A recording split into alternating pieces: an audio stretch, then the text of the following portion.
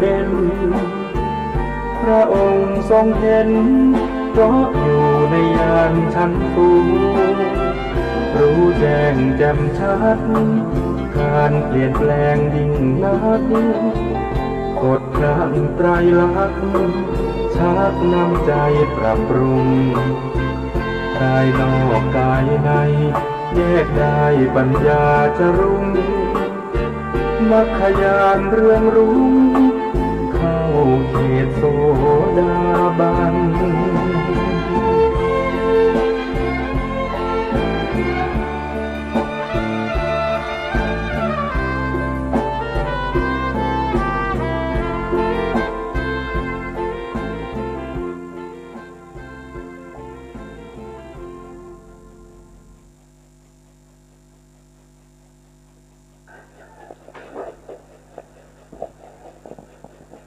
พุทธังสรณังคัจฉามิ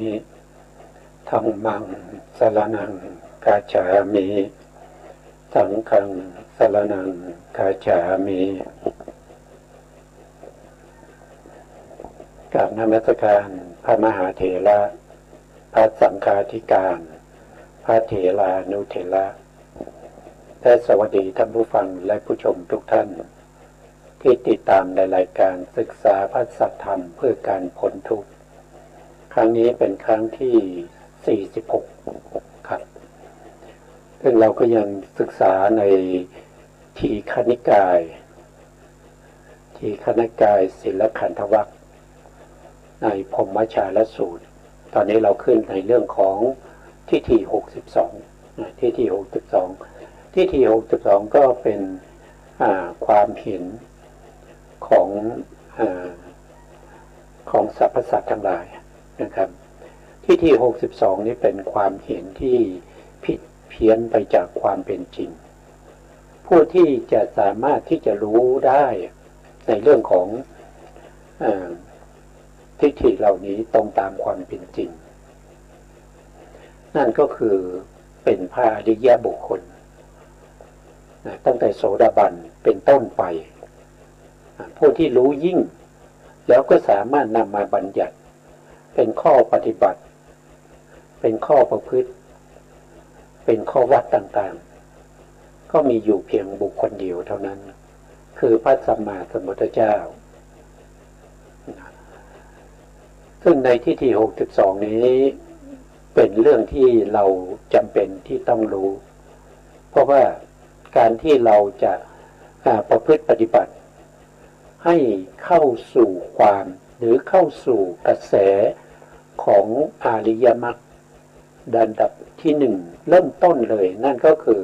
จุลโสดาบันก็มีวิปัสสนาญาณไม่ว่าจะเป็นนามรูปปริเฉทญาณเห็นรูปเห็นนามตามความเป็นจริงตามลักษณะรู้ว่าอะไรเป็นรูปอะไรเป็นนามเห็นปั๊บก็รู้ทันทีว่าสิ่งที่เห็นนั้นเป็นรูปตัวที่เห็นนั้นคือตัวนามได้ยินเสียงก็รู้ทันทีว่าเสียงนั้นเป็นรูปตัวรู้เป็นนามแต่ไม่ใช่รู้แบบธรรมดาแต่ต้องรู้ไปจนถึงรู้ลักษณะที่จตุกะของรูปของนามให้ตรงตามความเป็นจริงเมื่อเรารู้อย่างนั้นเราก็กำจัดในเรื่องของความเห็นผิดได้นะถ้าเป็นวิสุทธิก็จัดเป็นวิสุทธิที่3นะครับก็คือทิฏฐิวิสุทธิคือความเห็นที่บริสุทธิ์นะเป็นญาณที่มีความเห็นที่บริสุทธิ์ละได้ซึ่งความเห็นผิดนะเข้าจะ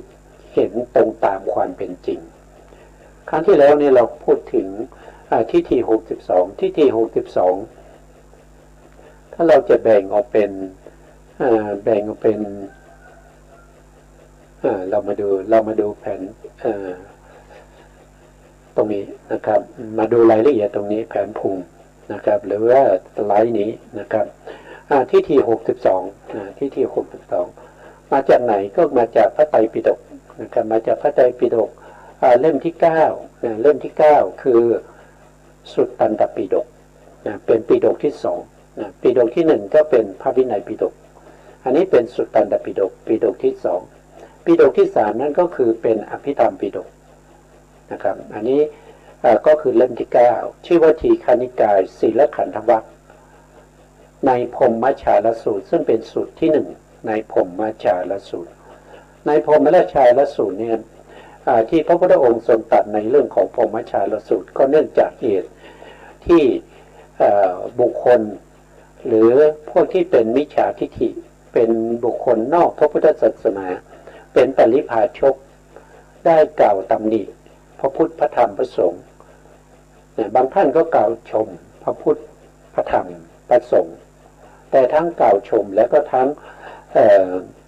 กล่าวตำหนิพระพุทธองค์ตักเตือนภิกษุทั้งหลายว่าเธออย่าได้ดีใจแล้วก็อย่าได้เสียใจถ้าฟังคำชมแล้วอย่าดีใจถ้าดีใจนั้นก็เกิดโลภะก็ทำให้เธอจะพบเจอกับความทุกข์ในโอกาสข้างหน้าเพราะโลภะนี่เป็นสมุทัยนะครับเป็นเหตุนำมาซึ่งความทุกข์เป็นเหตุนำมาซึ่งการเวียนว่ายตายเกิดในวัฏสงสารโดยมีโลภะเป็นหลักนะครับเป็นหลักในการเวียนว่ายตายเกิดถ้าเขากล่าวตำหนิเธอก็อย่าได้ดีใจโทษทีถ้าเขากล่าวตำหนิเธอก็อย่าได้เสียใจนะครับเพราะว่าการเสียใจจิตของเธอก็เป็นโทสะจิตเป็นโทสะเธอก็จะได้ประสบกับทุกข์ในอนาคตเพราะโทสะก็นำมาซึ่งความทุกข์นะครับในปฏิสนธิการก็นำไปเกิดในอบายในประวัติการก็จะได้รับความทุกข์ต่างๆตามเหตุตามปัจจัยที่เรายินดีแล้วก็ไม่ยินดีเสียใจนะครับแต่พระพุทธองค์ก็แสดงว่าถ้าบุคคลในชมพระพุทธเนี่ยชมได้แค่ศีลเป็นเบื้องต่ำศีลที่พระพุทธองค์แสดงในพระสูตรนี้ก็มีจุลศีลคือศีลเกี่ยวกับเรื่องของศีล5ศีล8นะครับเป็นศีลเบื้องต่ำศีลที่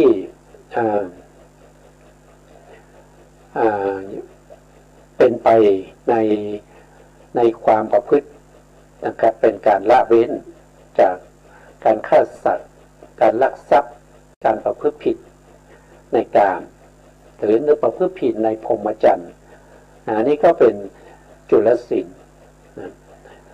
ต่อมาก็จะเป็นมัชฌิมศีลถ้ากล่าวชมมากขึ้นก็เป็นมัชฌิมศีลมัชฌิมศีลก็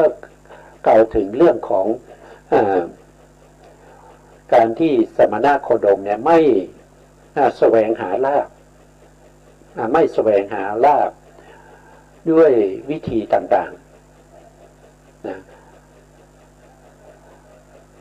ต่อมาก็พูดถึงในมหาศีลก็พูดว่าถ้าเขากล่าวชมพระตถาคตก็กล่าวชมได้แค่เรื่องของศีลเท่านั้นศีลที่เป็นไปในเรื่องของการแสวงหาลาภโดยมีเดรัจฉานวิชาเป็นเหตุเป็นปัจจัยในการแสวงหาลาภทั้งหลายนั่นก็เป็นเรื่องของศีลเมื่อจบศีลแล้วพระพุทธองค์ก็ตรัสต่อไปว่าจริงๆแล้วสิ่งที่มีมากกว่าศีลนั้นก็คือพระพุทธองค์สามารถที่จะรู้และเข้าใจในเรื่องของทิฏฐิต่างๆนะก็ยกทิฏฐิ62มาแสดงให้แก่ภิกษุทั้งหลายภิกษุทั้งหลายก็รับฟังในเรื่องของทิฏฐิ62นะทิฏฐิ62เนี่ยถ้าเราแบ่งออกเป็น2ส่วนนะครับมาตรงสไลด์นะครับทิฏฐิ62ซึ่งจำแนกออกเป็น2อย่างก็คือ1ก็คือเรื่องของบุพพันตกัปปิกะทิฏฐิบุพพันตกัปปิกะทิฏฐิคือความเห็นผิดโดยการคิดเอาเองในเรื่องของขันธ์5ที่ล่วงมาแล้วคือที่ล่วงมาแล้วก็คือที่เป็นในอดีตคือขันธ์5เนี่ยเราเคยเป็นนู่นเป็นนี่เคยเป็นเทวดาเคยเป็น เป็นพรหมนะครับเคยเป็นนู่นเป็นนี่เป็นเดรัจฉานเป็นเปรตเป็นอสุรกายนั่นเป็นอดีตเคยเป็นมาแล้วนะอันนี้เป็นเรื่องของอดีตแล้วก็มีบุคคลที่สามารถจะระลึกชาติได้โดยปกติทั่วไปเนี่ยแต่ในพระสูตรนี้พระพุทธองค์ไม่ได้ใช้คำว่าบุเพนิวาสานุสติญาณนะครับจะใช้คำว่าเจโตสมาธิก็คือการระลึกชาติได้แต่การระลึกชาติได้ของผู้ที่มีความเห็นผิดเนี่ยก็มีการระลึกชาติได้10 ชาติ20 ชาติ100 ชาติ1,000 ชาติอย่างมากนะครับก็คือหลายแสนชาติหลายแสนชาติเนี่ยก็คือไม่ได้พ้นไปจากโลกใบนี้เลยนะครับโลกใบนี้ที่เราเวียนว่ายตายเกิดมาเนี่ยมันมากกว่าหลายแสนชาติโลกก็ยังตั้งอยู่โลกก็ยังไม่ถูกทำลายก็ยังอยู่นี่คือหลายแสนชาติบางคนก็เลิกได้10 ชาติก็คือหมายถึงว่าโลกกำลังสร้างใหม่นะครับก็คือช่วงที่กำลังสร้างใหม่ไม่สามารถเลิกพ้นออกไปจากโลกนี้ได้พ้นไปจากในกลับที่เราเรียกว่าเป็นวิวัฏฐายีอสงไขยกลับแล้วเลิกออกจากนี้ไปไม่ได้อย่างมากที่สุดก็เลิกได้หลายแสนชาติไม่ถึงล้านชาติอันนี้ก็คือบุคคลที่1นะแล้วยังมีบุคคลต่อไปอีกสามารถเลิกได้มากกว่าหลายแสนชาติก็ว่าโดยเป็นกรรมนั่นก็คือหมายถึงโลกหลายๆโลกก็คือโลกนี้เกิดมาแล้วก็ดับไปแล้วก็โลกก่อนนั้นนะครับถอยไปเรื่อยๆโลกนู้นโลกนี้นะครับอันนี้อย่างมากไม่เกิน10 กัปหรือ10 มหากัป10 มหากัปถ้าจะเรียกว่าเป็นมหากัปบางครั้งท่านก็จะเรียกว่าสังวัตตะอสงไขยวิวัตตะอสงไขยนั่นก็แสดงถึงว่าเรียกเป็นมหากัปเรียกโดยย่อแต่โดยย่อจริงๆก็คือมหากัปแต่การที่จะขยายมหากัปให้เป็นปานกลางนั้นก็สังวัตตะฐายีสังวัตตะอสงไขยกัปวิวัตตะอสงไขยกัปนี่ก็คือสามารถเลึกข้ามจากโลกนี้ไปโลกที่แล้วได้ข้ามไปได้เท่าไหร่ก็ข้ามสามารถลึกข้ามไปได้ถึง10 โลกอันนี้คือบุคคลที่ปานกลางผู้ที่ลึกชาติได้ปานกลางเขาเรียกว่าเจโตสมาธินะครับแล้วก็ต่อมาอีกประเภทหนึ่งก็คือบุคคลที่สามารถจะลึกได้เกินกว่า10 โลกที่แตกสลายผ่านมาสามารถลึกได้มากที่สุดไม่เกิน40 สังวัตตะวิวัตตะอสงไขยกัปก็คือหมายถึงว่าโลกที่ถูกทำลายที่เกิดขึ้นแล้วก็ถูกทำลายไปถ้าเรานับถอยไปเนี่ยได้40 โลกอันนั้นคือสูงที่สุดไม่มีใครที่จะเกินกว่านี้นะถ้าไม่ได้เป็นอสีติมหาสาวกไม่ได้เป็นอัครสาวกไม่ได้เป็นพระปัจเจกไม่ได้เป็นพระพุทธเจ้าและลึกไปมากกว่านั้นไม่ได้ก็คือหมายถึงบุคคลที่เป็นฤาษีชีไพรที่สามารถจะระลึกชาติได้นะระลึกได้อย่างมากก็คือ40 สังวัตตะวิวัตตะอสงไขยกัปก็คือโลกถอยหลังไปอีก40 ใบเท่านั้นเองอันนี้คือเรื่องของบุพพันตะนะครับบุพพันตกะปิกะทิฏฐิแล้วก็มีประเภทอีกประเภทหนึ่งก็คือไม่ได้เลือกชาติได้แต่นึกเอาเองตึกเอาเองคิดเอาเองตามความนึกคิดของตัวเองแล้วก็มาบัญญัติมาตั้งมาสอนให้แก่สาวกของตัวเองอันนี้ก็เป็นอีกประเภทหนึ่งอันนี้ก็เป็นบุพพันตะเราก็ต้องศึกษาอยู่เลยนะครับเพราะว่าบุพพันตะนี่มีถึง18 อย่างด้วยกันนะครับมี ถึง18อย่างบุพพันตะกัปปิกะทิฏฐิ18อย่างอันที่สองก็คืออัปปลันตะกัปปิกะทิฏฐิคือความเห็นผิดโดยการนึกเอาเองเรื่องความเป็นไปของขันธ์ห้าในอนาคตอันนี้เป็นไปในอนาคตก็คือหมายถึงว่าที่เราจะต้องไปพบเจอในโอกาสข้างหน้าในภพข้างหน้าต่อไปมีถึง44ความเห็นนะครับ44ความเห็นบวกกับ18ความเห็นก็จะเป็น62นะครับเป็น62ความเห็นเหล่านั้นเป็นความเห็นผิดพระพุทธองค์ตรัสว่านอกเหนือจากนี้ไม่มีนะครับบุคคลที่จะมีความเห็นผิดก็จะต้องอยู่ในความเห็นผิดเหล่านี้แหละ62นี้อันนี้ก็เป็นรายละเอียดนะครับครั้งที่แล้วผมพูดถึงในเรื่องของการระลึกชาตินี่มันเป็นไปด้วยอะไรอ่ะด้วยการเวียนว่ายตายเกิดนะครับไม่ว่าความเห็นผิดประเภทไหนก็ตามนะครับที่ระลึกได้คือสามารถที่จะระลึกหรือได้เจโตสมาธิระลึกชาติได้เนี่ยคือมันระลึกได้ไม่ตลอดรอบฝั่งคือไม่รู้รอบนะครับไม่รู้รอบเพราะฉะนั้นการระลึกแบบนั้นเป็นเหตุเป็นปัจจัยให้มีความเห็นผิดนะเป็นเหตุเป็นปัจจัยให้เกิดความเห็นผิดนั่นเองก่อนที่เราจะไปในทีฆนิกายนะครับศีลขันธวัตรในที่62เราจะเข้าใจเราต้องเข้าใจตรงนี้ก่อนนะครับเราต้องเข้าใจเรื่องนี้ก่อนถ้าเราไม่เข้าใจเรื่องนี้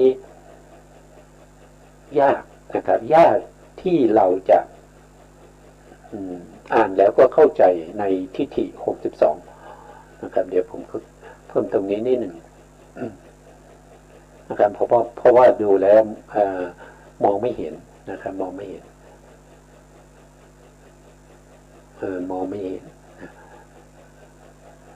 ต้องเพิ่มให้เส้นมันหนาขึ้นได้เส้นละตรงนี้ก็ลดไปหน่อยนะทีนี้เรามาดูนะครับการที่เราเป็นสัตว์เนี่ยสัตว์นี้หมายถึงว่าผู้ที่ยังไม่ได้เป็นพระอรหันต์นะครับแม้กระทั่งพระพุทธเจ้าในอดีตก็เราก็เรียกว่าเป็นสัตว์เป็นพระโพธิสัตว์นะครับเป็นพระโพธิสัตว์ก็เป็นสัตว์เหมือนกันนะครับจนพระโพธิสัตว์ได้ตรัสรู้เป็นพระอรหันตสัมมาสัมพุทธเจ้าเราก็จะมาเรียกท่านว่าเป็นสัตว์แต่คนนอกนั้นหรือไม่ว่าจะเกิดที่ไหนเกิดในภพภูมิไหนไม่ว่าจะเป็นเทวดาเป็นพรหมจะเลิศเลอขนาดไหนก็ตามก็ยังถือว่าเป็นสัตว์อยู่ดีนะครับถ้าเราไม่เข้าใจตรงนี้เราจะไม่สามารถที่จะเข้าใจในเรื่องของทิฏฐิ62ได้นะครับต้องเข้าใจตรงนี้ก่อนนะครับตรงที่ผมยกมานี้เพื่อจะนำเสนอให้เข้าใจแล้วก็ไปอ่านพระสูตรทิฏฐิ62ในทีฆนิกายได้มากนะครับก็คือพูดถึงในเรื่องของอายุกัปของมนุษย์อายุกัปของมนุษย์ในชมพูทวีปนะครับในจักรวาลหนึ่งเนี่ยมีมนุษย์อาศัยอยู่ในทวีปอยู่4ทวีปใหญ่ๆนะครับก็จะมีชมพูทวีปนะครับแล้วก็มีอัปปลาดูรายละเอียดตรงนี้ดีกว่านะครับเรามาดูรายละเอียดตรงนี้นะครับตรงนี้ตรงนี้ก็เป็นภูเขาจักรวาลนะครับแล้วก็ตรงกลางก็จะเป็นเขาเรียกว่าเป็นภูเขาซิเนรุอยู่กึ่งกลางของจักรวาลนะครับภูเขาซิเนรุนี่อยู่กึ่งกลางของจักรวาลแล้วก็มีภูเขาล้อมรอบอยู่ถึงเท่าไหร่ถึง7มั้งนะก็จะมีก็คือเราก็มาดูก็ดูอย่างเอาลำดับดีกว่า นะครับเอาตรงนี้ก่อนนะครับถ้าพูดไปเดี๋ยวจะไม่จบต้องเรียงลำดับหน่อยนะครับมาดูเรื่องของอายุในอายุของมนุษย์ในชมพูทวีปอายุของมนุษย์ในชมพูทวีปจะไม่แน่นอนก็คือหมายถึงอายุกับเขาเนี่ยไม่แน่นอนมีการขึ้นลงนะครับบางยุคบางสมัยถ้าคุณธรรมศีลธรรมเสื่อมลงกิเลสมากขึ้นไม่ว่าจะเป็นโลภะเป็นโทสะเป็นโมหะที่ก่อกินใจมากขึ้นเนี่ยก็จะทำให้อายุของมนุษย์ในชมพูทวีปเนี่ยสั้นลงนะครับเราเริ่มต้นที่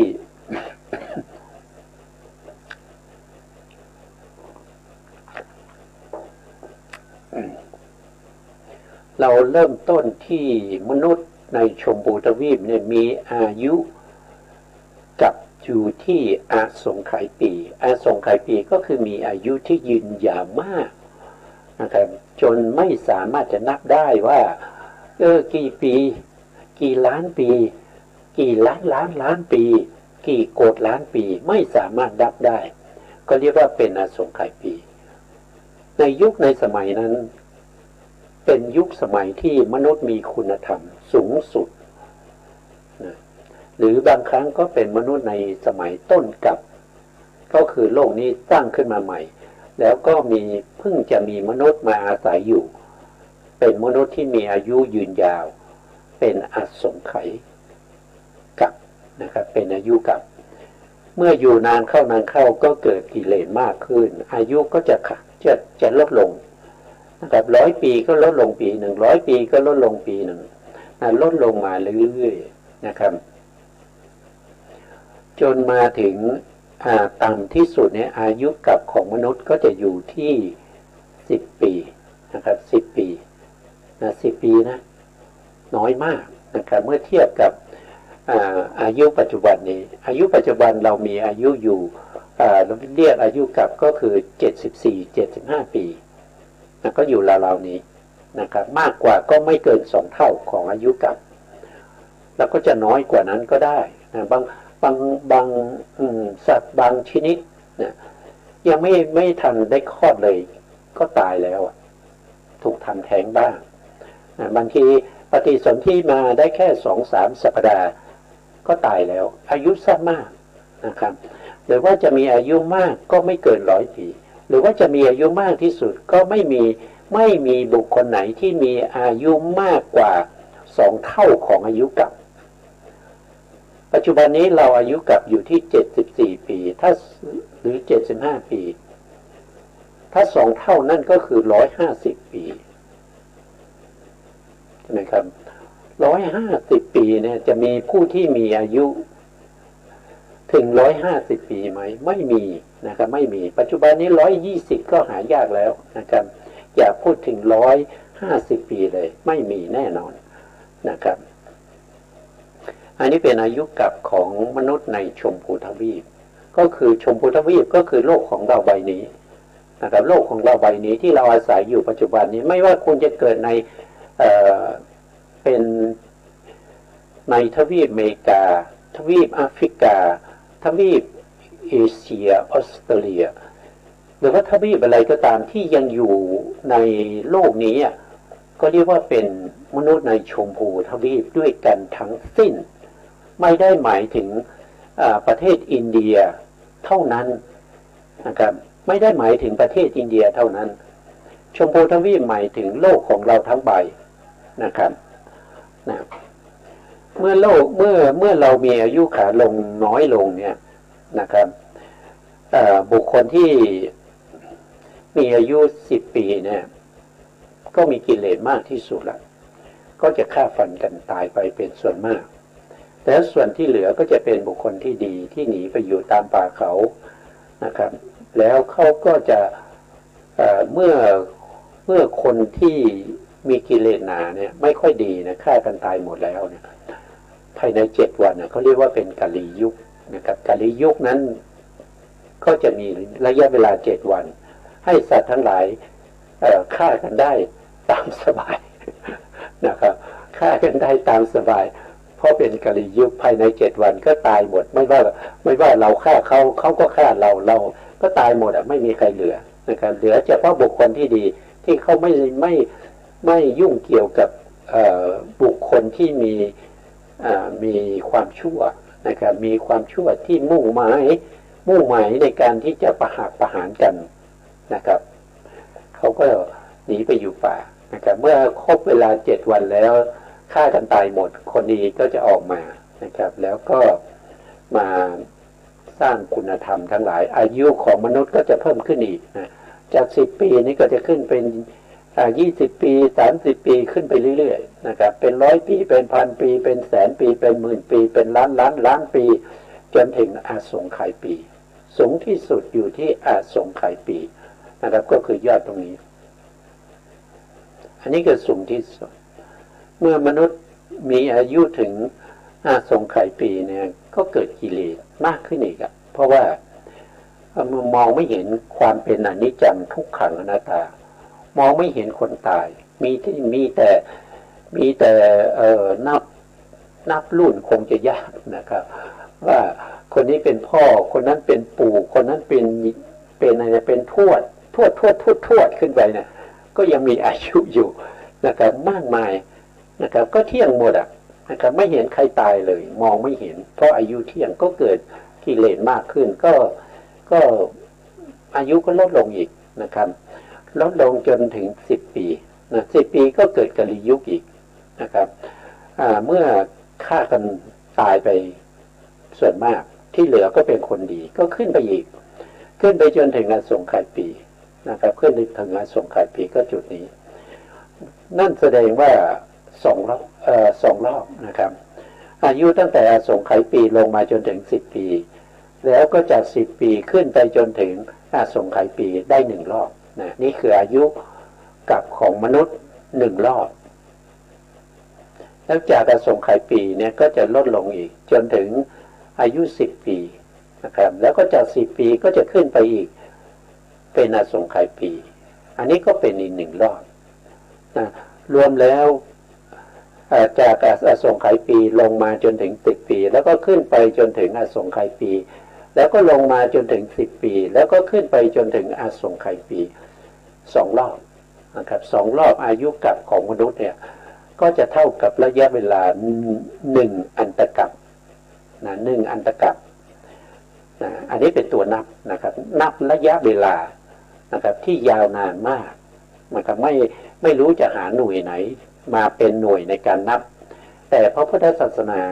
พระพุทธองค์ทรงนับนะครับทรงแสดงว่านะครับ2 รอบของอายุมนุษย์กับเนี่ยเท่ากัน1 อันตกัปนะครับเท่ากัน1 อันตกัปแล้วก็64 อันตกัปเนี่ย64 อันตกัปเนี่ยจะเท่ากับ1 วิวัตถายีอสงไขยกัปหรือถ้าเราเรียกง่ายๆก็คือ64 อันตกัปเนี่ยเท่ากับ1 วิวัตตะอสงไขยหรือสังวัตตะอสงไขยตรงนี้หรือว่า1 วิวัตตะอสงไขยหรือ1 สังวัตตะอสงไขยก็เท่ากับ64 อันตกัป64 อันตกัปก็เป็นอายุของโลกเรานะครับ64 อันตกัปเนี่ยเป็นอายุของโลกที่เป็นชมพูทวีปโลกของเราใบนี้นะครับโลกของเราที่เราอาศัยอยู่ตอนนี้มีอายุเท่ากับ64 อันตกัป64 อันตกัปนะเท่ากับอายุมนุษย์ขาขึ้นและขาลง2 รอบเพราะฉะนั้นมนุษย์เรามีอายุขึ้นลงอยู่ในโลกใบนี้เนี่ยถึง128 รอบ128 รอบนะครับแล้วปัจจุบันนี้โลกของเราเนี่ยก็อายุหมดไปแล้ว100 รอบของอายุกับของมนุษย์ก็ยังเหลืออยู่แค่28 รอบนะเหลืออยู่แค่28 รอบ28 รอบเนี่ยเป็นยุคสุดท้ายของโลกของเราละนะครับใน28 รอบนี้ก็ยังเหลือพระพุทธเจ้าอีก1 พระองค์นั่นก็คือพระศรีอานแต่พระศรีอานจะมาอุบัติในอายุกับ ของมนุษย์ในขาลงแต่จะอยู่ในรอบไหนก็ไม่สามารถบอกได้นะครับใน28รอบสุดท้ายเนี่ยจะอยู่ในรอบที่เท่าไหร่เนี่ยไม่สามารถบอกได้อย่างเดียวว่าท่านจะมาอุบัติในรอบอายุขาลงของมนุษย์แล้วมนุษย์ในตอนนั้นมีอายุเฉลี่ยอยู่ที่ 80,000 ปีอายุเฉลี่ยหรืออายุกรรมเนี่ยจะอยู่ที่ 80,000 ปีในขาลงจะเป็นรอบที่เท่าไหร่ไม่สามารถบอกได้นะครับอาจจะเป็นรอบที่101 102 103นะครับไปจนถึง128ก็คงไม่ใช่นะครับเพราะเป็นรอบสุดท้ายแล้วที่โลกจะถูกทำลายนะครับก็คงไม่ใช่128แน่อาจจะเป็น125นะครับหรือว่าจะเป็น110เพราะว่าตอนนี้เราอยู่ที่รอบที่100พอดี100พอดีนะครับก็เหลืออยู่28รอบตอนนี้เราขาลงในรอบที่100เรามีอายุเฉลี่ยอยู่ที่74ปีก็แล้วกันนะ74ปีนะครับ74ปีเป็นอายุกับในขาลงเป็นรอบที่100นะเรารู้กันอย่างนี้นะครับเหลืออยู่28รอบของอายุกับโลกของเราจะถูกทำลายนะอันนี้เป็นวัฏจักรของจักรวาลเป็นวัฏจักรของจักรวาลเป็นธรรมชาติของเขาเป็นอย่างนั้นไม่มีใครมาเป็นผู้ที่มาสร้างแล้วก็ไม่มีใครที่จะเป็นผู้มาทำลายแต่เขาเป็นโดยกฎเกณฑ์ธรรมชาติกฎเกณฑ์ของจักรวาลนะครับจักรวาลที่ถูกทำลายแต่ละครั้งเนี่ยพระพุทธองค์ได้แสดงไว้ว่าจักรวาลที่ถูกทำลายแต่ละครั้งก็จะเท่ากับแสนโกฏจักรวาลนะครับทำลายแต่ละครั้งก็แสนโกฏจักรวาลนะครับแสนโกฏจักรวาลนั่นก็แสดงว่ามนุษย์ที่เป็นชมพูทวีปที่อยู่ในแต่ละจักรวาลนี้ก็มีแสนโกฏโลกนะครับโลกกลมๆอย่างของเราเนี่ยมีอยู่แสนโกฏโลกแสนโกฏโลกในจักรวาลที่ถูกทำลายแต่ละครั้งนะครับเพิ่มนิดหนึ่งพระพุทธเจ้าจะอุบัติเนี่ยเขาจะพระพุทธองค์เนี่ยจะอุบัติเฉพาะในจักรวาลนี้เท่านั้นนะในแสนโกฏจักรวาลเนี่ยไม่มีพระพุทธเจ้าเลยจะมีพระพุทธเจ้าเฉพาะในจักรวาลในจักรวาลของเราก็คือโลกของเราใบนี้ชมพูทวีปโลกของเราใบนี้ใบเดียวที่เป็นชมพูทวีปในจักรวาลอื่นเนี่ยพระพุทธองค์ไม่เคยอุบัติมาเลยตั้งเป็นอเนกาจักรวาลมาแล้วเป็นอเนกามากมายเป็นอินฟินิตี้ไม่สามารถนับได้ที่ผ่านมาไม่เคยมีพระพุทธเจ้าในจักรวาลอื่นที่นอกเหนือจากจักรวาลของเราปัจจุบันในโลกของเราใบนี้เท่านั้นเองนะ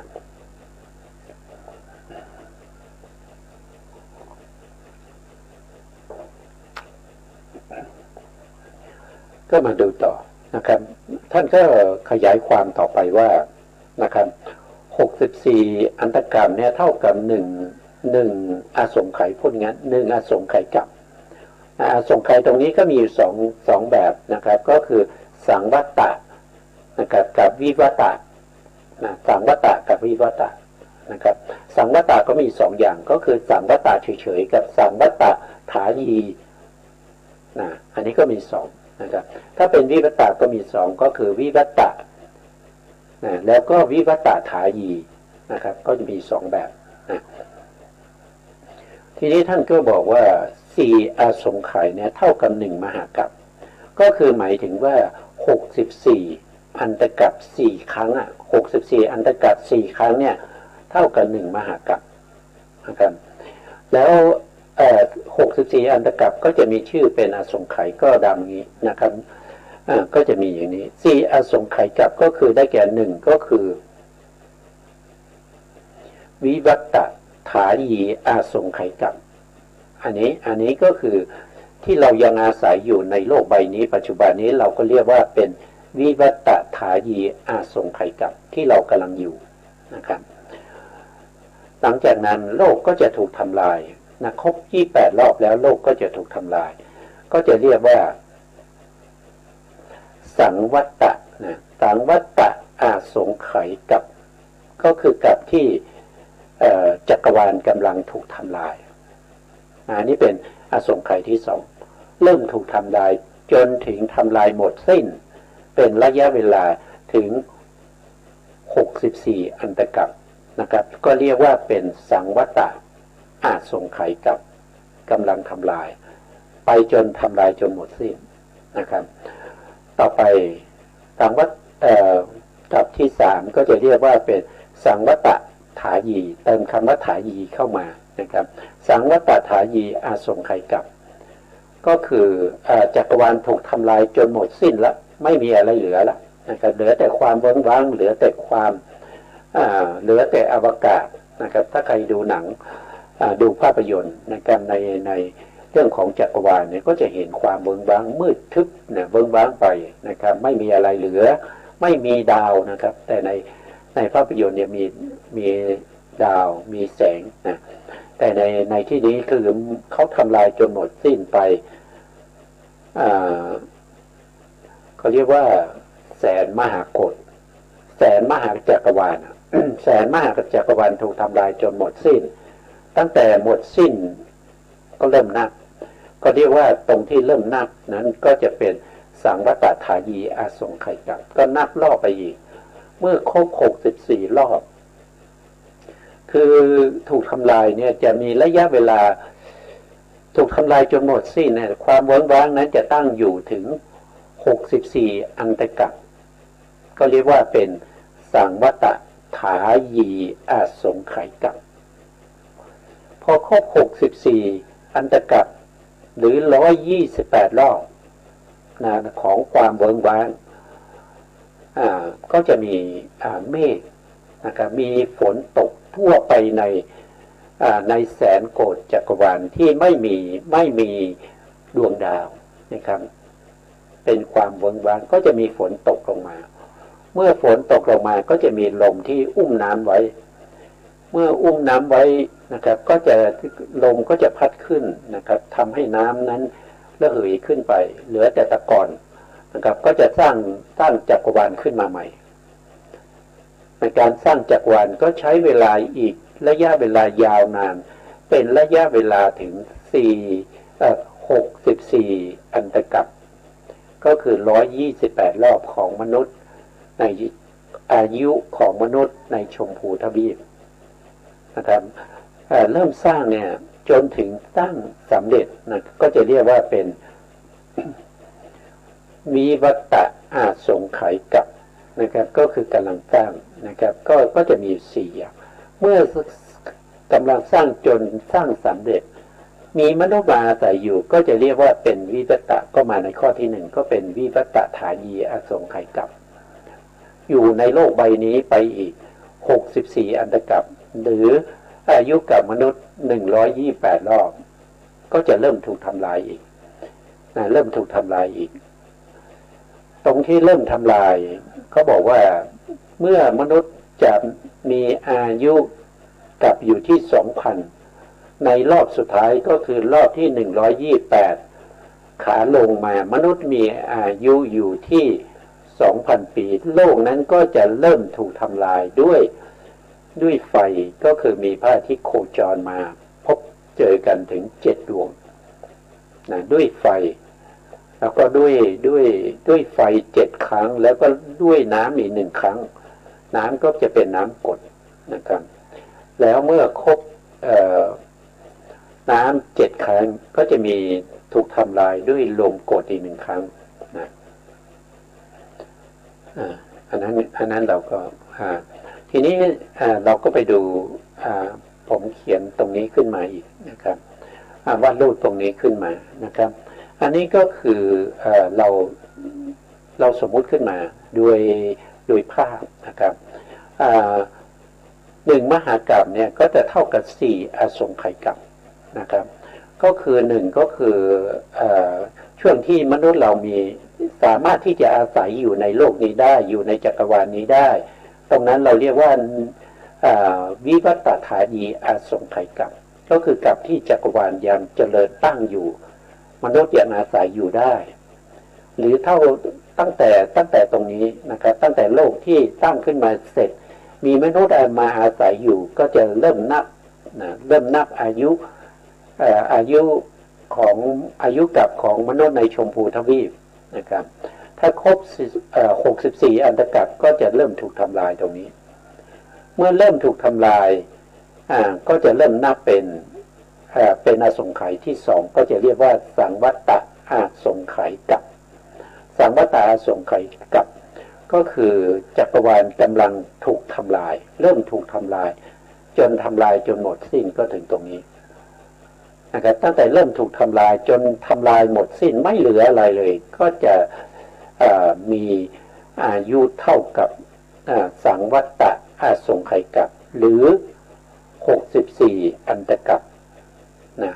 หรือนับวิธีก็นับอายุเฉลี่ยของมนุษย์ในชมพูทวีปก็เท่ากับ128รอบนะเมื่อทำลายโลกไปจนหมดสิ้นแล้วนะครับจากนั้นไปเนี่ยก็จะไม่มีอะไรเหลืออยู่เลย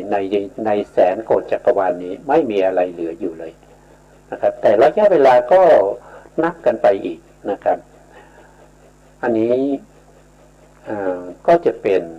ตรงนี้สารตรงนี้นี่น่าจะเดี๋ยวผมขอแค่ตรงนี้นิดหนึ่งนะครับเพื่อให้ดูให้นะครับตรงนี้ก็เป็นเขาเรียกว่าเป็น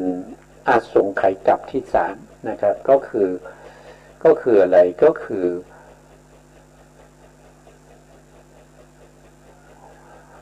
อช่วงที่โลกถูกทำลายจนหมดสิ้นเหลือแต่ความเบิกบานอยู่ตรงนี้นะเหลือแต่ความเบิกบานตรงนี้ก็จะเรียกว่าเป็นสังวัตถานีอาสงไขยกัปก็คือจักรวาลถูกทำลายจนหมดสิ้นเหลือแต่ความเบิกบานไม่มีอะไรเลย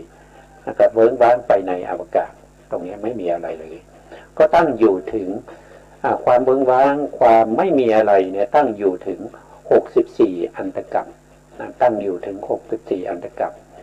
พอครบ64อันตกัปหรือเรียกว่าเป็นสังวัตถานีอาสงไขยกัปแล้วก็เริ่มมีการสร้างขึ้นมาใหม่สร้างขึ้นมาด้วยธรรมชาติกฎเกณฑ์ของจักรวาล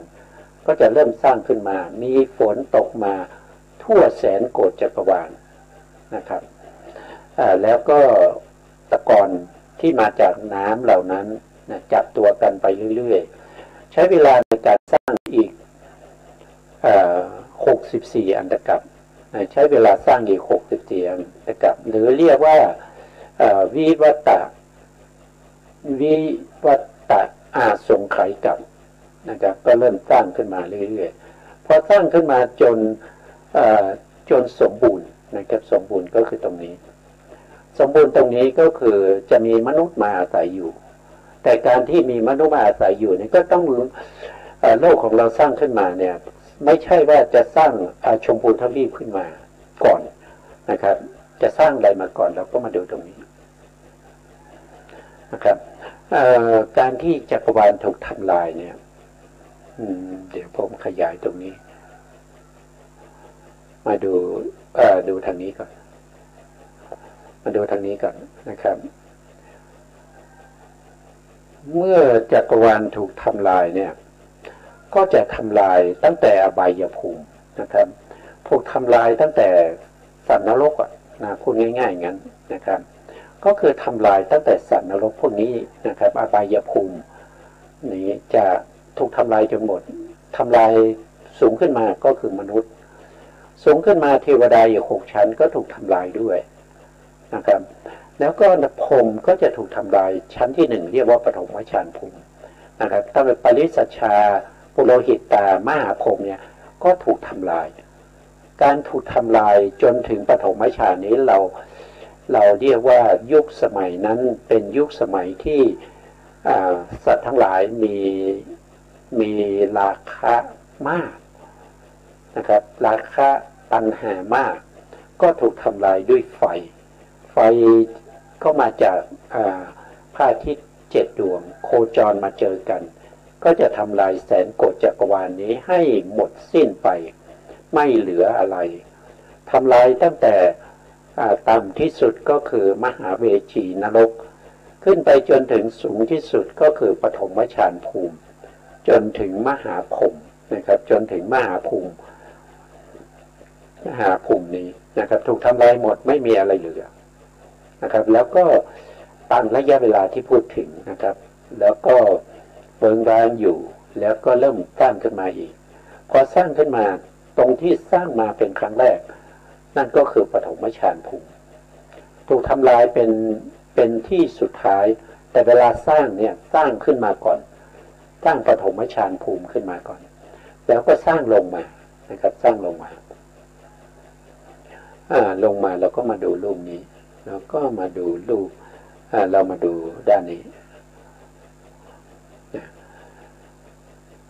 ตรงที่สร้างขึ้นมาใหม่สร้างขึ้นมาครั้งแรกเนี่ยก็คือภูมินี้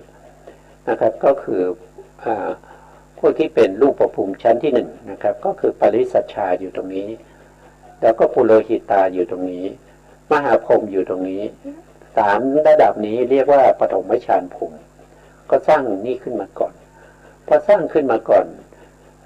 พรหมที่อยู่ในเวหาพลาภูมิก็คืออยู่ชั้นที่2ตรงนี้ที่ไฟทำลายไม่ถึง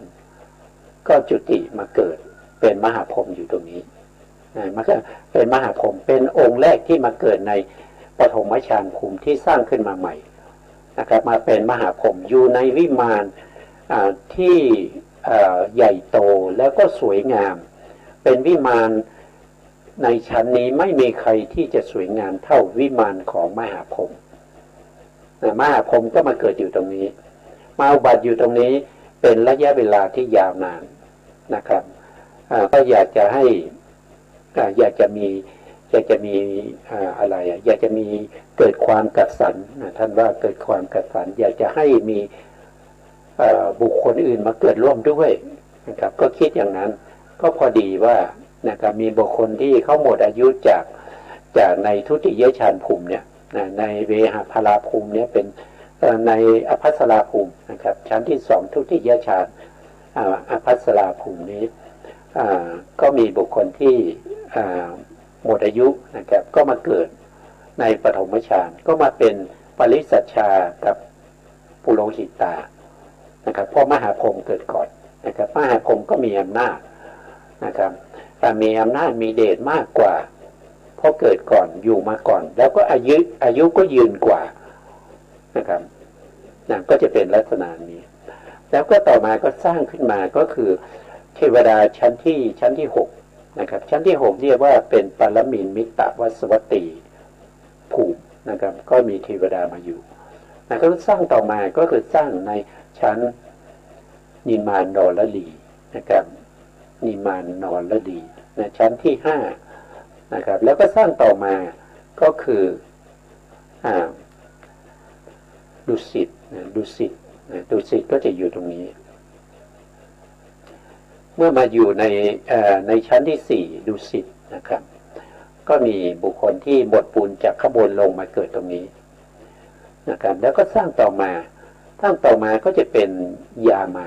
นะครับเทวดาชั้นยามาสัตว์ที่หมดบุญจากข้างบนก็มาเกิดในยามาแล้วก็สร้างต่อมาสร้างภูเขาสินิลุนะครับสร้างภูเขาสินิลุ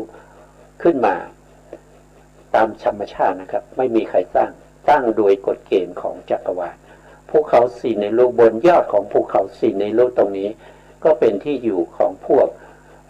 เทวดาเป็นชั้นดาวดึงส์หรือว่าตาวติงสาก็จะอยู่ยอดเขาสินิลุตรงนี้แล้วก็ตรงที่เขารอบๆเขานี้ก็จะมีเทวดานะครับเทวดานั้นก็คือได้แก่จาตุมมหาราชก็คือเท้ามหาราชทั้ง4องค์ก็จะอยู่ที่ อยู่รอบๆเชิงเขาอยู่รอบๆภูเขาซีเนรุที่ตะวันออกก็จะเป็นเท้าลัตตะเท้าทัตตะลัตถะนะครับเป็นผู้อยู่ทางที่ตะวันออกทางใต้ก็คือได้แก่เท้าวิรูปักขะนะครับเท้าที่ตะวันตกก็คือเท้าวิรูปักนะครับที่เหนือก็คือเท้าเวสสุวรรณนะครับก็จะอยู่ในภูเขานี้ก็สร้างมาเรื่อยๆจนถึงสามารถที่จะสร้างมนุษยภูมิโลกของมนุษย์ขึ้นมาก็คือโลกใบที่เราอยู่ตรงนี้ก็จะอยู่ตรงนี้นะครับก็อยู่นอกภูเขาจักรวาลนะครับนอกภูเขาจักรวาลที่ชื่อว่ายุคันธรนะครับมีภูเขาซิเนโรมียุคันธรแล้วก็มีอิสิธรนะครับแล้วก็มีวิกะนะครับแล้วก็สุทัศนะนะแล้วก็เนมิธรนะตรงนี้อะไรนะครับตรงนี้ไม่ดูไม่ชัดเจนนะครับดูไม่ชัดเจนแต่ในหนังสือหลักสูตรของอภิธรรมโชติกะนะครับในเรื่องของภพภูมินะครับในเรื่องของภพภูมิในปฏิเชตที่5เล่มที่1นะครับก็จะมีกล่าวไว้ในเรื่องพวกนี้นะครับก็ถอดความมาจากตรงนั้นแล้วก็มาเขียนเป็นรูปขึ้นมาตรงนี้แล้วก็ท่านนำมาจากพระไตรปิฎกนะครับท่านก็ได้อ้างพระไตรปิฎกไว้นะครับผม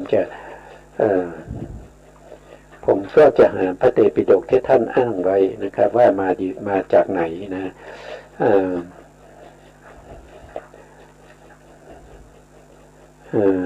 มาจากดีกาก็มีนะครับวิภาวะ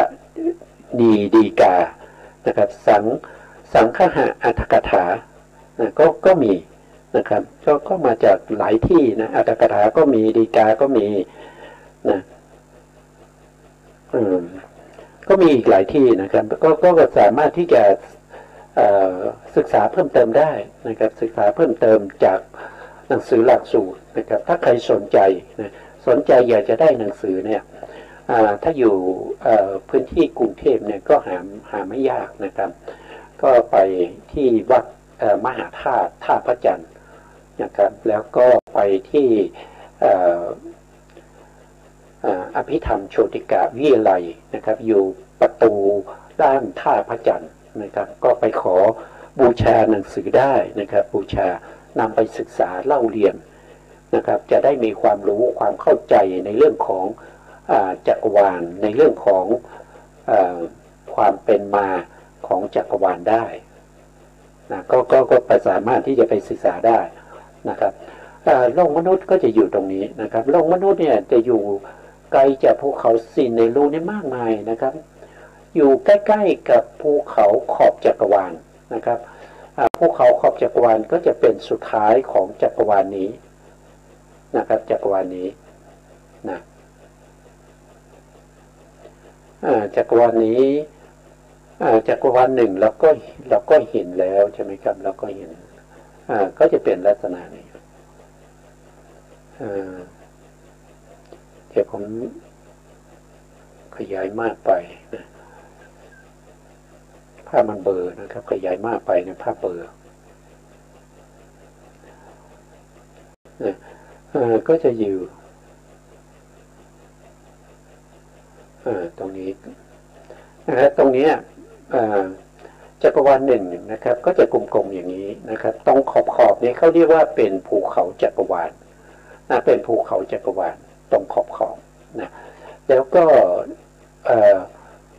ที่เราเห็นตรงนี้นะที่อยู่ทางด้านตะวันออกเนี่ยอันนี้เป็นชมพูทวีปนะครับแล้วก็มีทวีปเล็กๆเนี่ยล้อมรอบอยู่ประมาณ 2,000 ทวีปนะ 2,000 ทวีปชมพูทวีปก็จะมีอายุเฉลี่ยไม่แน่นอนอย่างที่ผมพูดนะครับก็คือขึ้นลงนะขึ้นอยู่กับยุคสมัยนะครับก็เรียกว่าเป็นชมพูทวีปอยู่ตรงนี้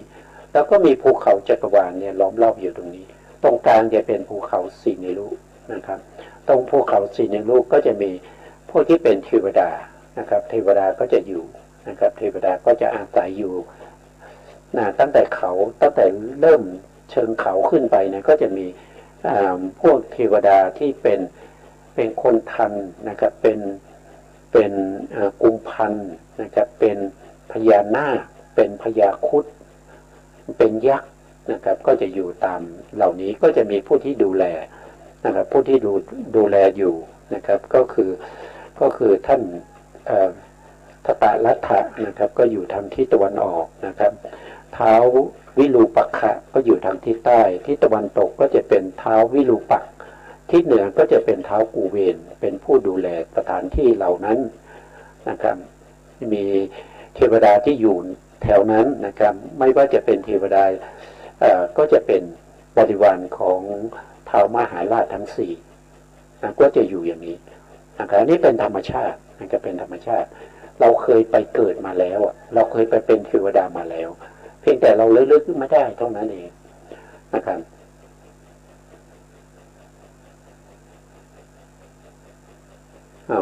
เมื่อกี้ผมพูดผิดนะครับก็ขออภัยนะทางด้านตะวันออกเนี่ยทวีปที่ชื่อว่า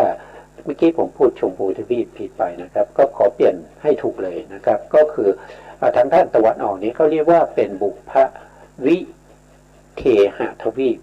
นะตรงเนี้ยนะอยู่ด้านตะวันออกนะครับมนุษย์ที่อยู่ในทวีปนี้มีอายุไม่ขึ้นไม่ลงเป็นอายุกับอยู่ที่700 ปีตลอดนะ700 ปีตลอดไม่ขึ้นไม่ลงนะมีคุณธรรมเหมือนปกติเลยนะครับไม่มีคุณธรรมที่มากขึ้นหรือลดลงก็สามารถศึกษารายละเอียดได้นะในผมพูดคร่าวๆนะครับแล้วต่อมาทางทิศใต้นี่ก็เป็นชมพูทวีปเมื่อกี้ผมเอาไปไว้ที่ตะวันออกเลยนะแล้วมีทวีปล้อมรอบนะครับตรงเนี้ยทวีปล้อมรอบนี้มีประมาณ 2,000 ไม่ว่าจะเป็นบุพวิเทหทวีปหรือชมพูทวีปนะครับทางด้านตะวันตกก็จะเป็นทวีปอีกทวีปหนึ่งเราเรียกว่าเป็นปาละโคยานทวีปนะครับมีอายุเฉลี่ยอยู่ที่500 ปีนะครับไม่ขึ้นไม่ลงนะครับอยู่500 ปีตลอดนะครับทางที่เหนือก็จะเป็นอุตรกุลุทวีปนะครับมีอายุเฉลี่ยอยู่ที่ 1,000 ปีตลอดนะครับก็จะอยู่ตรงนี้นะอันนี้ก็เป็นอะไรก็คือเป็นที่เวียนว่ายตายเกิดของมนุษย์นะครับของมนุษย์ของสัตว์ทั้งหลายนะครับก็จะเป็นในลักษณะอย่างนี้นะครับไม่ก็เป็นอันนี้มันเป็นธรรมชาตินะครับเพราะเราต้องเข้าใจตรงนี้ก่อนที่เราจะไปศึกษาในเรื่องของทิฏฐินะครับเพราะว่าคนที่ระลึกชาติได้เนี่ยเขาก็ระลึกชาติอยู่ในสิ่งเหล่านี้แหละแต่ไม่เขาเรียกว่าระลึกชาติได้ไม่บริบูรณ์คือไม่ถึงที่สุดก็เลยทำให้เขาเนี่ยเกิดความเข้าใจผิดเกิดเป็นทิฏฐิขึ้นมาเป็นทิฏฐิที่เรียกว่าเป็นมิจฉาทิฏฐิแต่ถ้าเราเข้าใจในสิ่งพวกนี้แล้วเนี่ยเราไปศึกษาในทิฏฐิ62เราก็จะเข้าใจได้ง่ายขึ้นนะครับเราไม่งงนะครับแต่ถ้าเราไม่รู้เนี่ยเรายากเลยนะครับยากเลยที่เราจะทำความเข้าใจได้เพราะฉะนั้นผมก็นำมาตรงนี้มาเสนอท่านผู้ฟังและผู้ชมทุกท่านให้เข้าใจก่อนเป็นพื้นฐานก่อนที่เราจะไปลงลึกในเรื่องของทิฏฐิ62ตามพระสูตรนะครับตามพระสูตรพรหมชาลสูตรในทีฆนิกายศีลขันธวรรคนะครับวันนี้เราก็คงจะพูดได้แค่นี้นะครับเพราะว่าเวลาเราก็เรียกว่าจำกัดเหมือนกันนะครับเพราะว่าเรามีเวลาแค่อาทิตย์ละแค่ชั่วโมงเดียวนะครับอาทิตย์ละ1 ชั่วโมงตอนนี้เวลาเราหมดอีกแล้วนะครับเพราะฉะนั้นก็เป็นเวลาให้ทางสถานีนะครับกับขอบพระคุณพระครูสมุทรวิสุวัฒน์วรกิจโจผู้อำนวยการสถานีวิทยุเพื่อการศึกษาพระพุทธศาสนาและวัฒนธรรม FM 104.5 เมกะเฮิรตซ์วัดฝายหินจังหวัดเชียงใหม่